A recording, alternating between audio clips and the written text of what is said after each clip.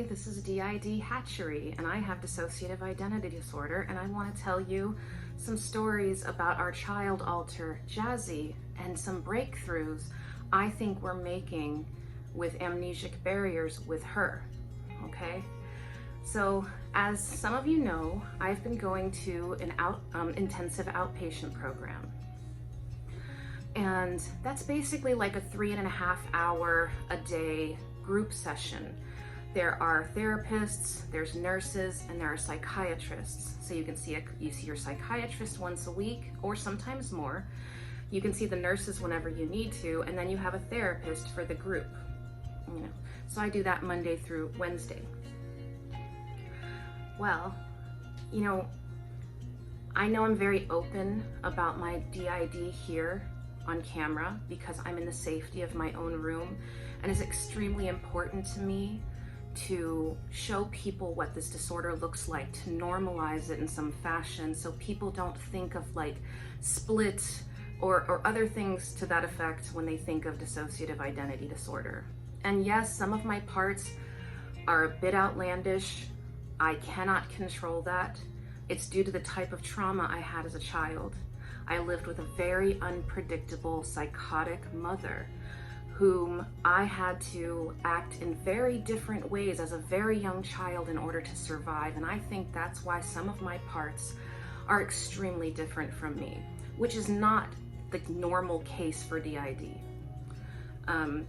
So what I want to say is, because Jazzy is one of those alters, she's extremely different from me. She's 3, she holds her hands up and she keeps her eyes closed at all times, and I don't know why. Editing Hatchery here. I realize in Jazzy's Meet the Alters video, she has her eyes open and her hands down. At that time, I had just met Jazzy and she was only coming out while she was co-conscious with others. When Jazzy is co-conscious with other alters who open their eyes and have their hands down, she's able to keep the eyes open and keep the hands down.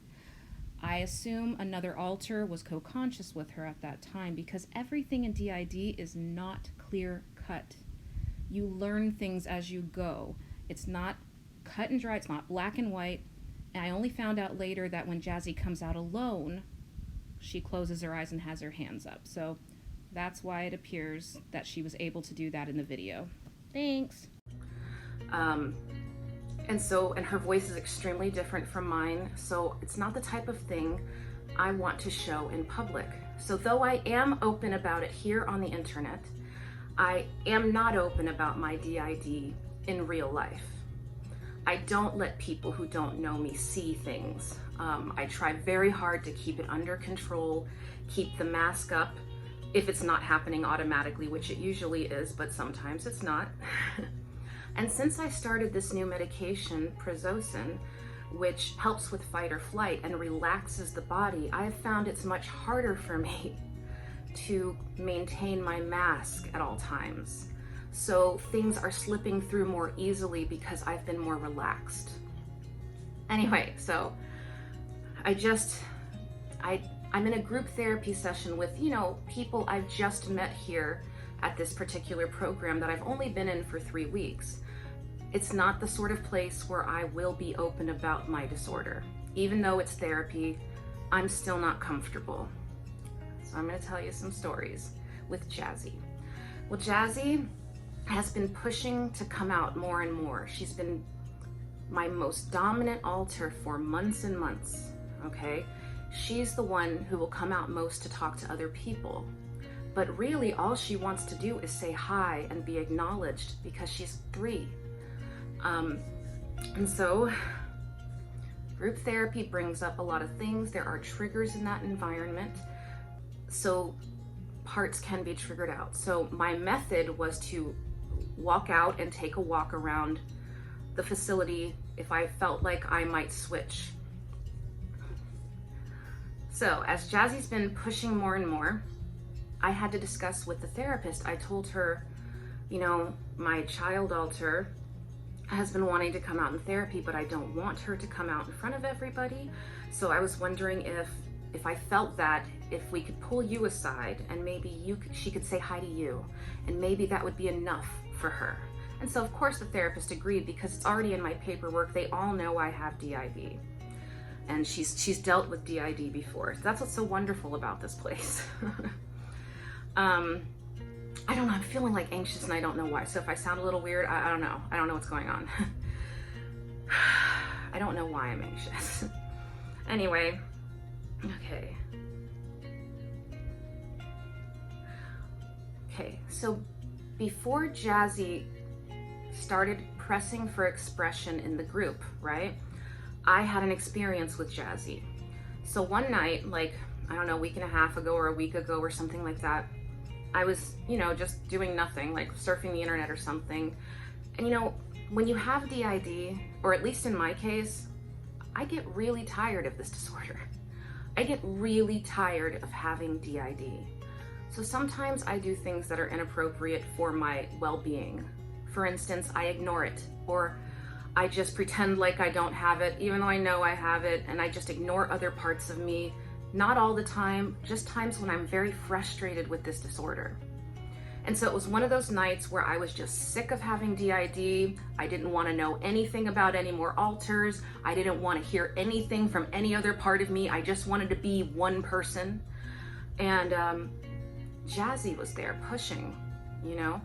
But Jazzy was not alone. There was another part, a masculine energy that I have no knowledge of. I could just feel the masculine energy, and it was definitely a different part. It wasn't me pressing. Like, this part was influencing. Jazzy was co-conscious, okay? And so in my mind, I was thinking, oh God, I just don't want to deal with this right now. And I know Jazzy could hear that because she was co-conscious.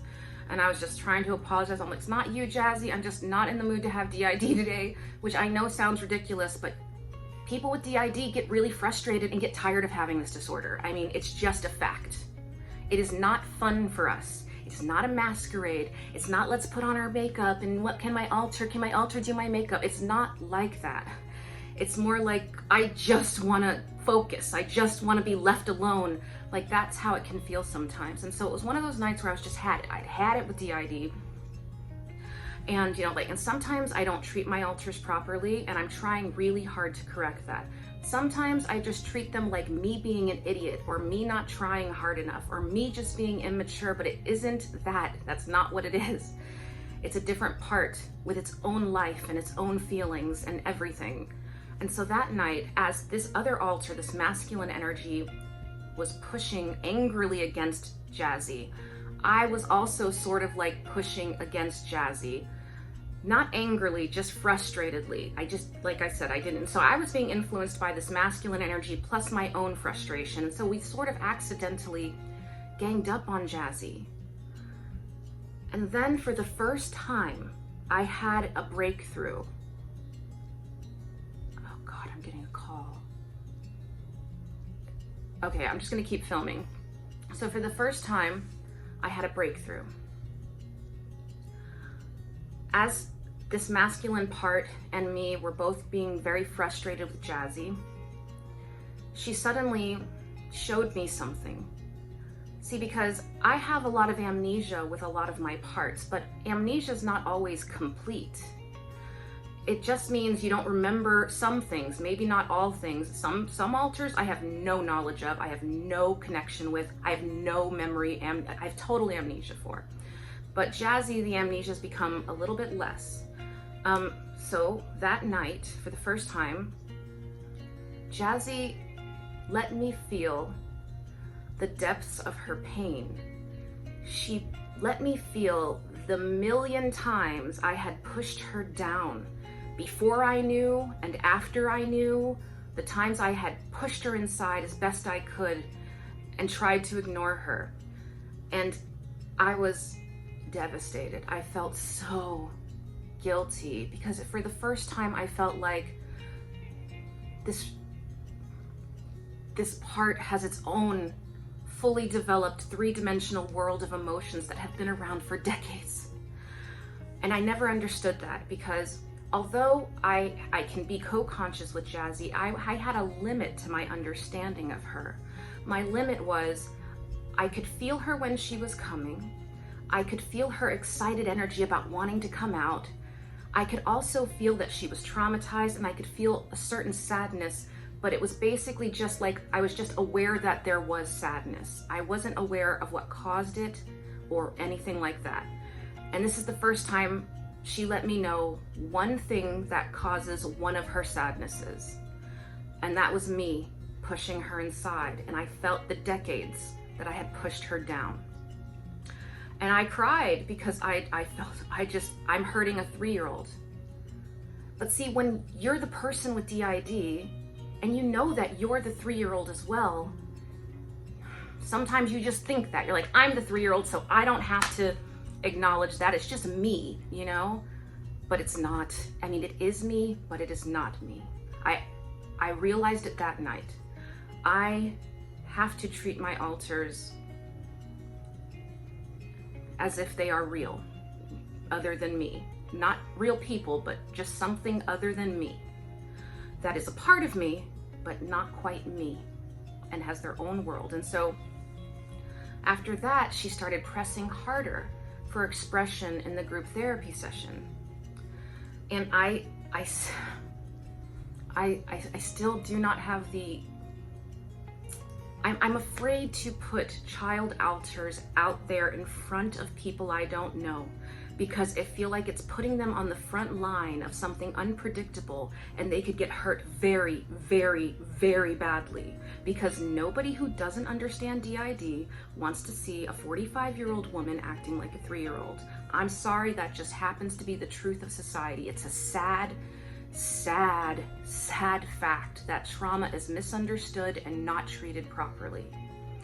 A great example of that is the many number of psychiatrists who do not believe in DID. They are wrong. They could not be more wrong. And I will say this till my dying day, that they are wrong and they should lose their licenses for mistreating people with DID. I'm wrong for mistreating my alters the way I do. And so I have felt the need to let Jazzy be free. But I still feel the need to protect her and protect me in a public space. So we go to the group therapy session some other day, like after this event happened with Jazzy. And she was pressing for expression. She wanted to come out, and I just couldn't. But this time it was different. I started, my heart rate went up. I started sweating profusely. It was air conditioned. I wasn't sweating before that. I was actually a little chilly before that. I started sweating profusely. My heart rate went up. I got this massive, massive headache that just would not go away. And I could feel Jazzy pushing. And I was like apologizing my head and like trying to hold it all in at the same time. So I left the room to walk around the little hallways to try to ground myself. It wasn't working. Jazzy was going to come out, and I don't blame her. And I hope she knows I want to let her out more and more. So during a break in the therapy, because we get like 3 or 4 15-minute breaks, because it's long, 3.5 hours. And so I pulled the therapist aside and I said, I think Jazzy needs to say hello to you. And she's like, okay, let's go. And she pulls me into the side room. We go close the door. And Jazzy came out, and I was co-conscious, so I could hear the whole conversation, which is very rare. Usually when Jazzy's out, even though I'm co-conscious, I can't hear what she's saying, and I don't know what the people are saying back to her. I only know where my body is, and I know that Jazzy's out. So this is the first time I was able to hear what she was saying as she was saying it, which is good. This means I am breaking down amnesic barriers. It means I am healing. It is not something to be afraid of. And so Jazzy came out and she said, actually I have an email here that I'm reading that I forgot, that will remind me. I can't remember everything, so hold on one second. What did she say?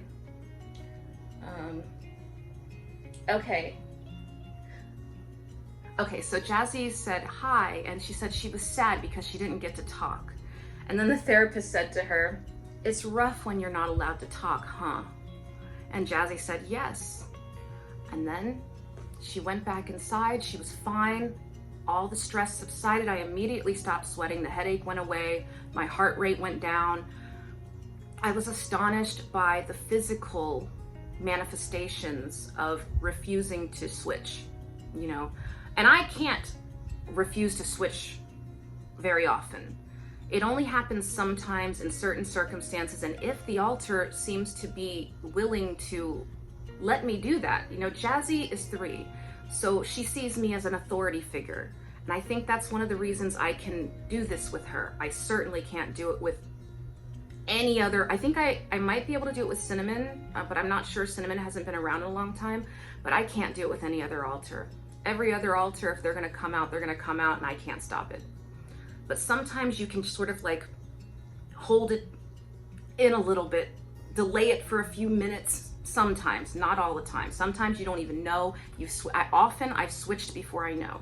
Most times I've switched before I know. But there are the few times where I can try to pull it in, you know? And so Jazzy was one of the altars I could do that with, kind of pull her in and try to maintain a facade. But I mean, that's not forever.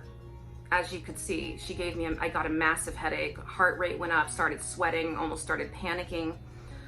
So it's not easy to hold altars in. Anyway, the point is I've had a breakthrough with Jazzy, and my amnesic barriers with her have lowered. So I'm healing more. I feel so weird right now. I feel a little like hyper and anxious, and I feel like I don't know what the words in my mouth are coming out of my mouth. And I know I've made mistakes, but this is the reality of it, and this is how it is sometimes. And I just wanted to tell you guys that story because you've all been so wonderful, and you've sent me these beautiful emails. I mean, not emails, comments that really help us and make us feel so much better. And we love you all so much for that. Thank you for being so supportive. I'm a very fortunate person. I'm very fortunate. You guys have a great day. We love you.